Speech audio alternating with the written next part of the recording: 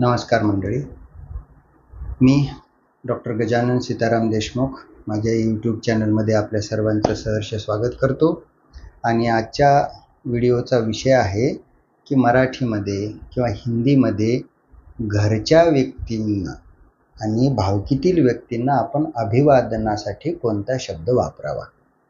कारण असं आहे मंडळी की मला 2-3 मुलींनी असा प्रश्न विचारला की सर आपण इंग्रजीमध्ये सकाळी गुड मॉर्निंग म्हणतो किंवा दुपारी गुड आफ्टरनून, गुड इव्हनिंग किंवा साध्या भाषेत हाय हॅलो असं आपण बोलतो. म्हणजे सॅल्युटेशन, अभिवादनाचा तो प्रकार आहे. मग आपण रामराम हा एक शब्द वापरतो, पण आता तुम्ही सर्वजण जाणता रामराम हा जो एक अभिवादनाचा प्रकार आहे तो आपण विशेष करून कुणाला वापरायला लागलोत आजकाल, तर तो आपण पाहुण्यांना वापरायला लागलो की रामराम पाहुणे या असं. मग आता या मुलांचं आणि या मुलींचं म्हणणं असं होतं की सर आमचे आई आहेत, आमचे वडील आहेत, यांनाही आम्हाला असं काहीतरी अभिवादनपर शब्द वापरायचे आहेत. मग त्यांनी मला विचारलं की सर आम्ही असा कोणता शब्द वापरावा. मग ते आमच्या घरातील सदस्यांसाठी असेल, भावकीतील सदस्यांसाठी असेल. कारण मी जसं तुम्हाला म्हटलं, खरं तर रामराम हाही शब्द चालला असता बरं का, अभिवादन करण्यासाठी हा एक शब्द चालला असता. परंतु काय झालं, आपण त्याचा वापर इतका केला कुणाकरिता, तर आपल्या घरातील व्यक्ती सोडून दुसऱ्यांसाठी, भावकीतील व्यक्ती सोडून दुसऱ्यांसाठी, म्हणजेच अर्थात पाहुण्यांसाठी आपण रामराम हा शब्द प्रचलित आणला. बरोबर आहे. मग आता आपण घरातील सदस्यांना रामराम घातलं तर आपण काय म्हणेल एखादा, अरे मी का तुझा पाहुणा आहे का, तो रामराम कसं काय घातला. बरोबर आहे.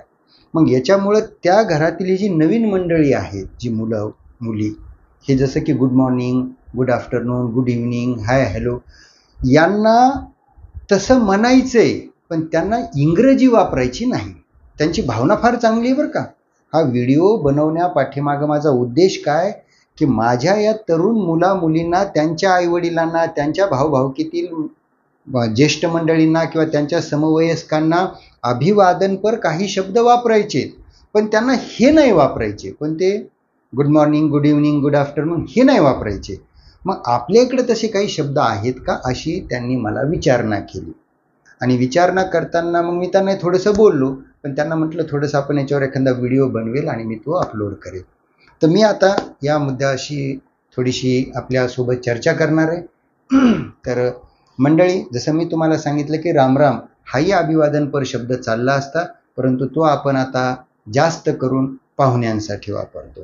तरी तुम्ही जुने जर कधी भाषणं वगैरे किंवा जुन्या लोकांशी जर कधी तुम्ही बघितलं असेल ना, तर ते कसं बोलायचे माहिती आहे का, भावकी रामराम.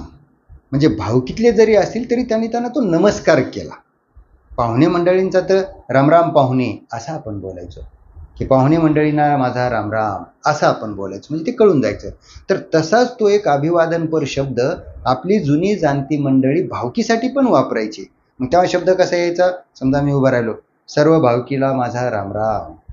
पण आता तो वापर झाला बंद, कारण मधात हे इंग्रजीचं याचं एवढं इथं अनुकरण झालं, मग ते गुड मॉर्निंग, गुड आफ्टरनूनच लागलं यायला. आणि हाय हॅलो तर तुम्हाला माहीतच आहे. बरं, पण आता काही मुलांना हे नकोय, की त्यांचं नको, पण आम्हाला अभिवादनपर शब्द वापरायचे.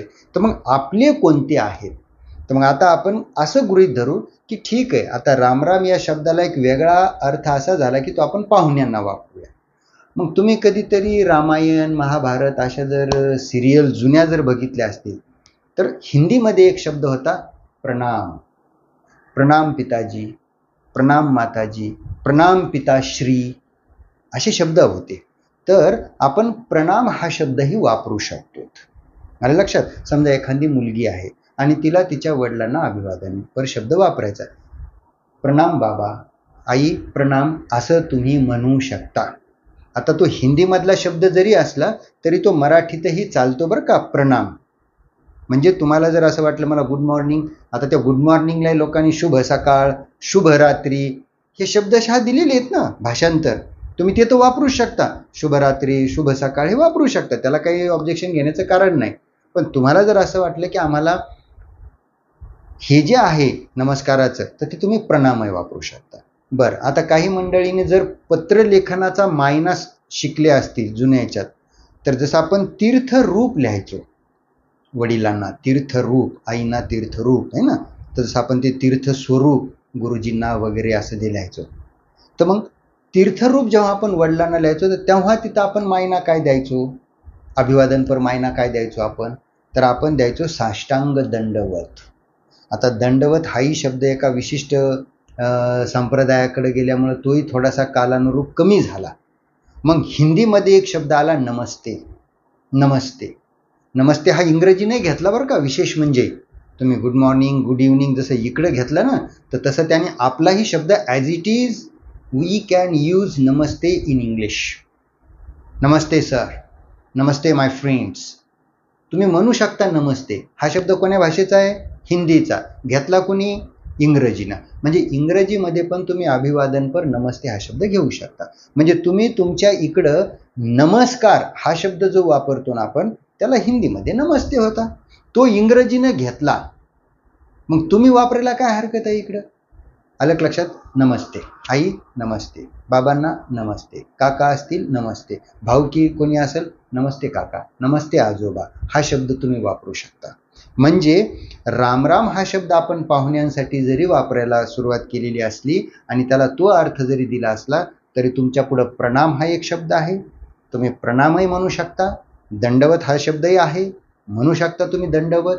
नमस्ते हा शब्द आहे आणि सर्व मान्य असणारा शब्द म्हणजे नमस्कार.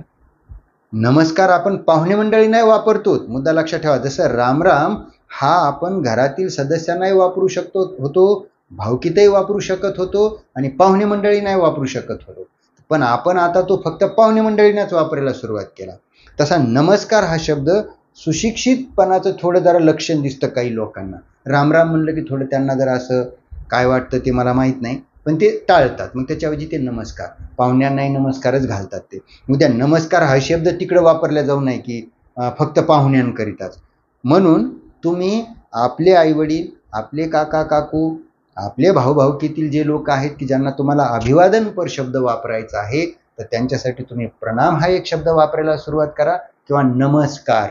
तर माझी सर्व मान्यवरांना, लहान थोरांना आणि समवयस्कांना विनंती आहे की येथून पुढे नमस्कार हा शब्द काही फक्त पाहुण्यांनाच अभिवादनपर वापरायचा नसतो. तो आपण आपल्या वडिलांना, आपण आपल्या आईला, प्रणाम आई असं तुम्ही अभिवादन करायला काय हरकत आहे?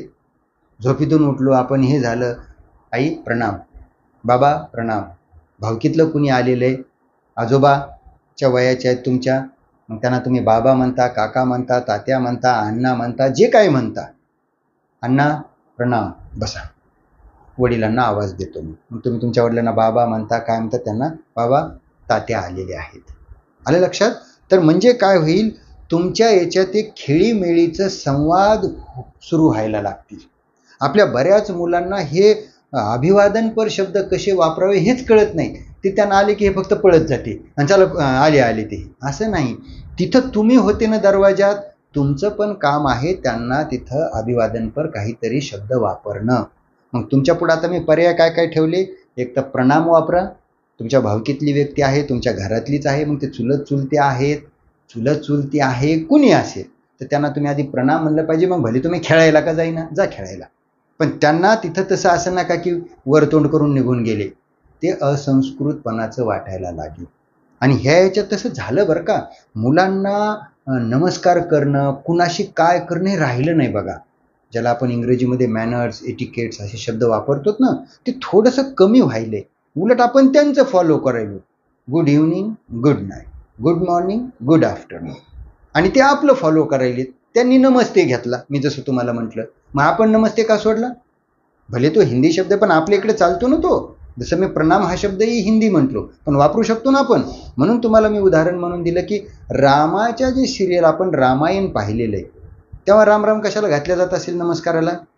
तर तेव्हा भगवान श्रीरामाने कोणतं वापरलेलं एखाद्या वेळेस ते बघा ना थोडंसं रामायण. तर तेव्हा ते प्रणाम वापरायचे. प्रणाम गुरुवर्य, प्रणाम पिताश्री, प्रणाम माताश्री. तर तुम्ही तुमच्या आई वडिलांसोबत, भाऊ भाऊकींसोबत प्रणाम वापरा किंवा नमस्कार एक वापरू शकता. आलं लक्षात? तो आपला आहे. पाहुण्यांसाठी कोणता वापरायचा मग आपण? तर राम राम. खरं तर तोही इकडे येत होता, पण हरकत नाही, राम राम पाहुण्यांसाठी ठेवूयात आपण. तर इथून पुढे माझ्या या तरुण मित्रमंडळींना विनंती आहे की तुम्ही देखील तुमच्या मित्रांशी, मुलींना विनंती आहे की तुमच्या मैत्रिणीशी जर भेटत असाल तर हाय हॅलोपेक्षा प्रणाम म्हणा, नमस्कार म्हणा, चालेल ना. हळूहळू हाही शब्द वापरात येईल. इंग्रजी भाषेला माझा विरोध अजिबात नाही, मी प्रोफेसरच आहे इंग्रजीचा, परंतु आपली काही सांस्कृतिक देण आपण त्यांनाही देऊयात ना. म्हणजे उद्या तेही प्रणाम ॲक्सेप्ट करतील, तेही नमस्कार ॲक्सेप्ट करतील, जसं त्यांनी नमस्ते घेतलेला आहे. आणि फार छान अर्थ आहे त्याला. आपली बॉडी लँग्वेज, एक व्यक्त होण्याची पद्धत फार चांगली आहे. तर म्हणून माझी सर्वांना विनंती आहे की आपल्या भावकीतील, आपल्या घरातील व्यक्तींना प्रणाम, नमस्कार हा शब्द राहू देऊयात आणि पाहुणे मंडळींसाठी राम राम किंवा नमस्कार हा शब्द राहू देऊयात. आणि हे वापरायला सुरुवात करा, आजपासूनच वापरायला सुरुवात करा. मुलांनी तर आपल्यावर अरे व्यक्त व्हा, आई वडील आहेत तोपर्यंत तुम्ही त्यांच्याशी ते हे घ्या, त्यांच्याविषयीचा आदर दाखवून. पुन्हा ही संधी येत नाही.